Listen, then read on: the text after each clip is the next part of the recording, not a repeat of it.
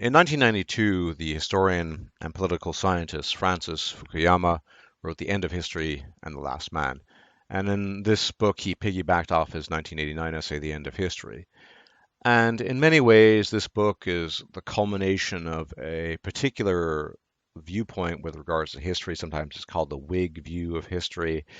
This notion that with the passage of time, we inevitably progress towards greater and greater liberal democracy, enlightenment, and all that quote unquote good stuff. And in this video, I want to go into the possibilities and prospects of political change.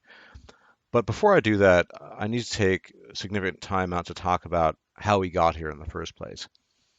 I'm going to start the video talking about The End of History and the Last Man, this book, and the sort of legacy of Francis Fukuyama in a sense, because he was not atypical for his generation. That generation in general viewed the decades after World War II not just as important, not just as salient, but as almost unique, pivotally unique in shaping history. And when Francis Fukuyama says it's the end of history, what he means is there's an end to all these developments, revolutions, and the pinnacle is liberal democracy. And with the defeat of communism and the fall of the Iron Curtain, this has been achieved in his eyes effectively. Of course, he's not correct. The wheel of history continues to turn, it's fairly obvious, but there's a kind of strange perception in the eyes of that generation and the generations that were attached to the post-World War II that those 50 or so years defined humanity itself. And when those years were up, when communism in its official form fell, the gates to heaven were open and everything would be fine. And it's interesting that this view could almost be justified throughout the 90s. The 90s, you could say, were this time of almost ignorant bliss, of progress, certainly, without a doubt, but also a lack of real calamity as we would normally define it. And in many ways, these guys are right. And by that I mean, I don't think we, in our daily lives, fully take into account the dramatic impact that the events of World War II had on the development of the West, both Europe and North America. That whatever your particular belief about the events of World War II, in this video I'm going to work with the more or less conventional narrative, the digestion of those events completely transformed the face of the West. We oftentimes wonder in the year 2018 why everyone is so obsessed with race or afraid of racism.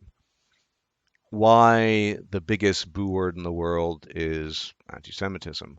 Why everyone is afraid of bias, of prejudice, etc., etc. And really, this is rooted in World War II. The reach of this time period is great. Douglas Murray, in fairly recent discussions, pointed out, and I would agree with him, and I'm paraphrasing him, that in the future, we who live in the current year, and this time period in general, will be described as having lived in the post-World War II era, where we were trying to figure things out. And World War II gave pretty much all the momentum to the things we can bear witness today. When we bear witness to the far left politicking that is everywhere, omnipresent in our lives, universities, jobs, the internet, education, that is a consequence of World War II. Not entirely. Obviously, there were some thought processes that went into these things prior to that, but World War II really was the defining moment. And virtually everything we think about in terms of conventional normie politics and the way we can or should interact with people is based on our reaction to World War II. Now, the thing we have to realize is that it didn't happen overnight.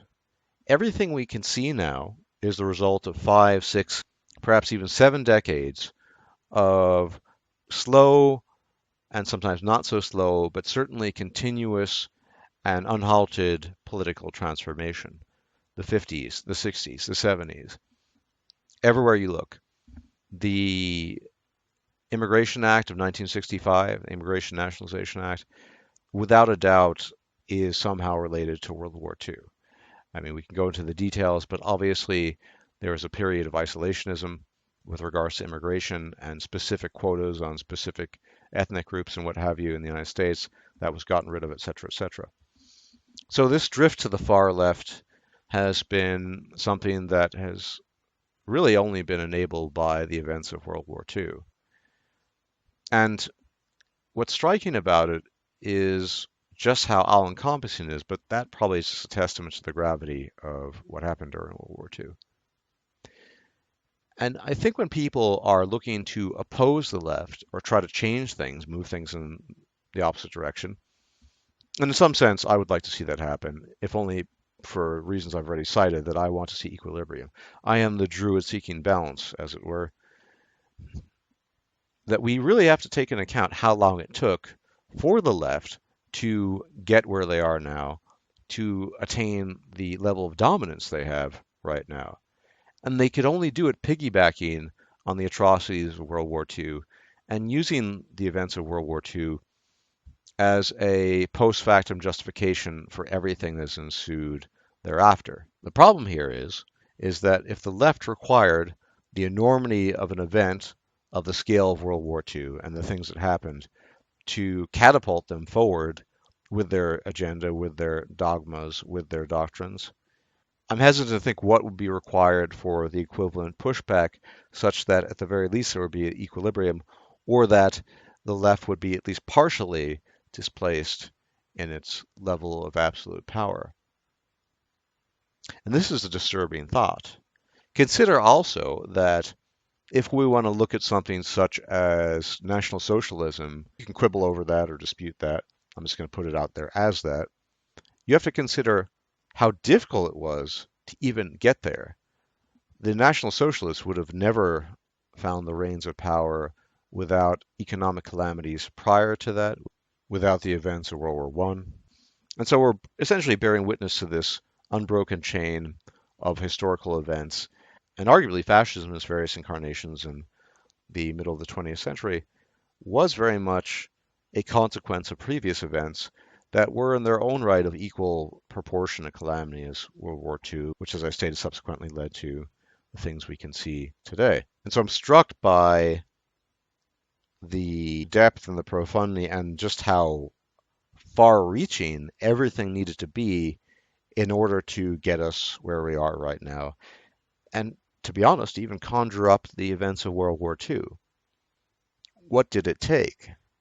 And so I have to say, when we think about reversing some of these trends, we need to be cognizant of how the trends came to be in the first place and just how much came to pass that enabled these trends, which is to say, the reversal of these trends and the prospects of change are either slim or will be very, very difficult to enact and will require a great, great deal of time.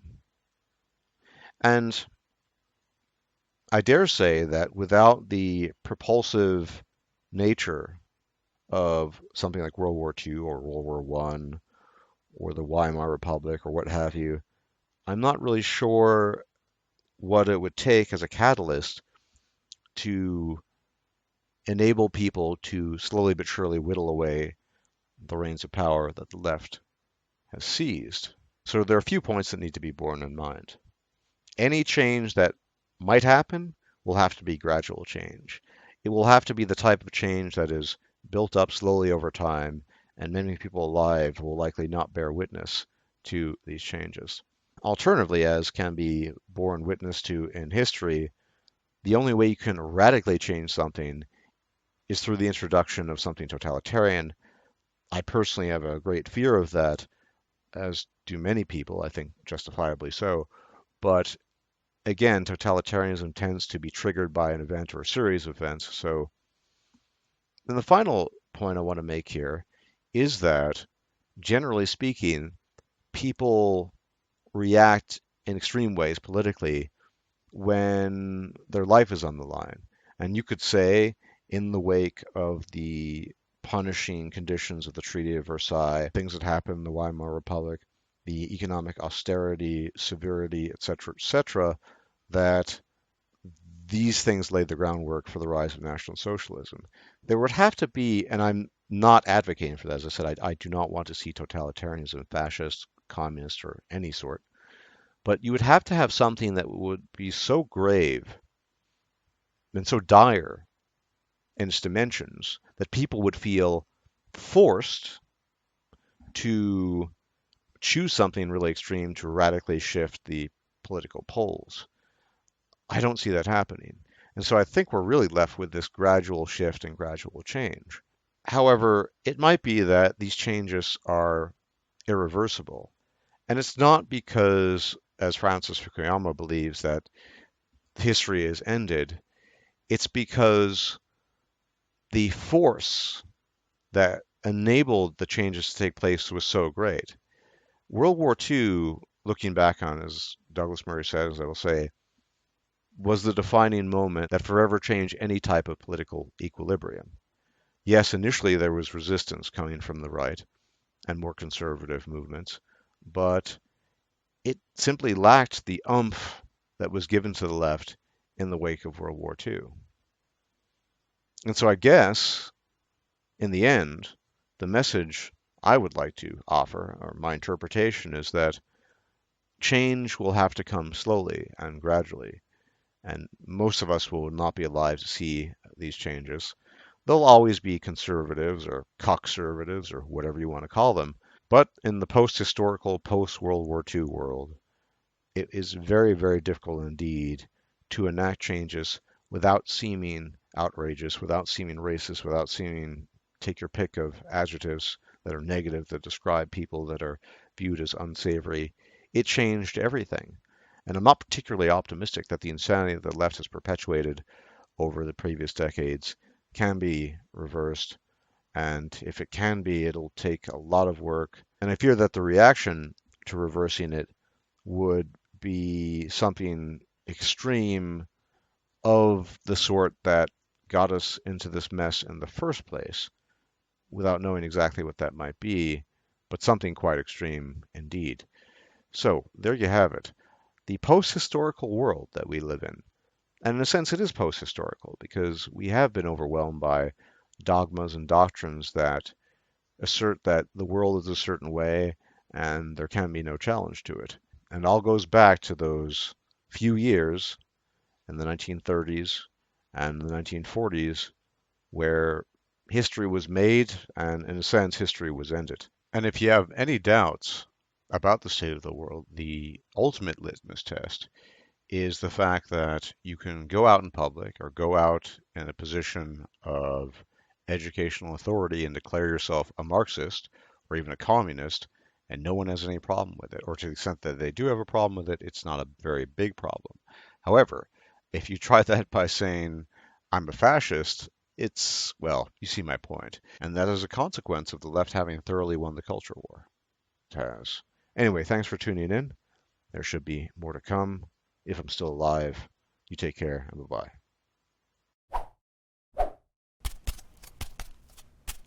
If you liked this video, please like, share, and subscribe. And if you enjoy my content, please consider making a donation or becoming a patron. Thanks for watching.